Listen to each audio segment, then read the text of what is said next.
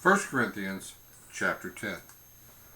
Now, I don't want you to be unaware, brothers and sisters, that our ancestors were all under the cloud, all passed through the sea, and all were baptized into Moses in the cloud and in the sea. They all ate the same spiritual food, and all drank the same spiritual drink. For they drank from the spiritual rock that followed them, and that rock was Christ. Nevertheless, God was not pleased with most of them, since they were stuck down in the wilderness. Now these things took place as examples for us, so that we will not desire evil things as they did. Don't become idolaters as some of them were. As it is written, the people sat down to eat and drink and got up to party. Let us not commit sexual immorality as some of them did, and in a single day 23,000 people died. Let us not test Christ as some of them did and were destroyed by snakes. And don't grumble as some of them did and were killed by the destroyer. These things happened to them as examples, and they were written for our instruction, on whom the end of the ages has come. So, whoever thinks he stands must be careful not to fall. No temptation has come upon you except what is common to humanity. But God is faithful.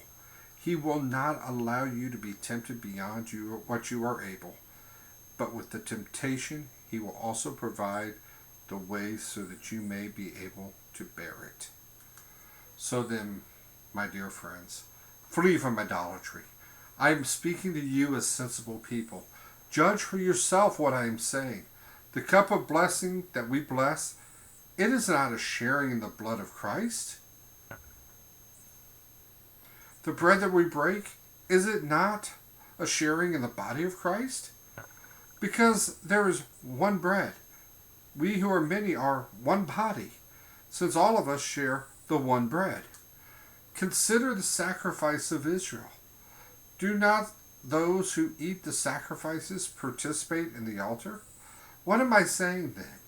That food sacrificed to idols is anything, and that an idol is anything.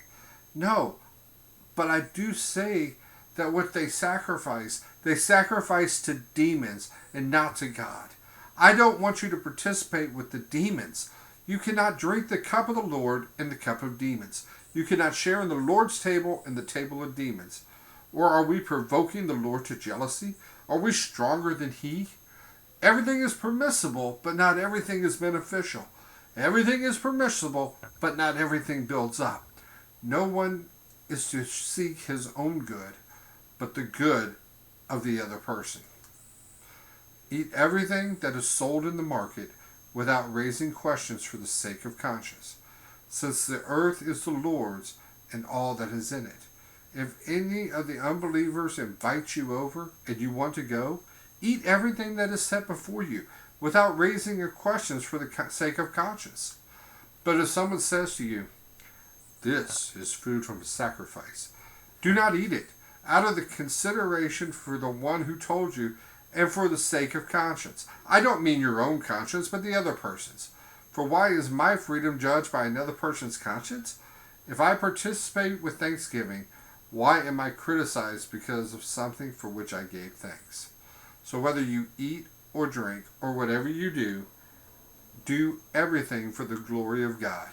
Give no offense to the Jews or Greeks or the church of God, just as I try to please everyone in everything, not seeking my own benefit, but the benefit of many, so that they may be saved.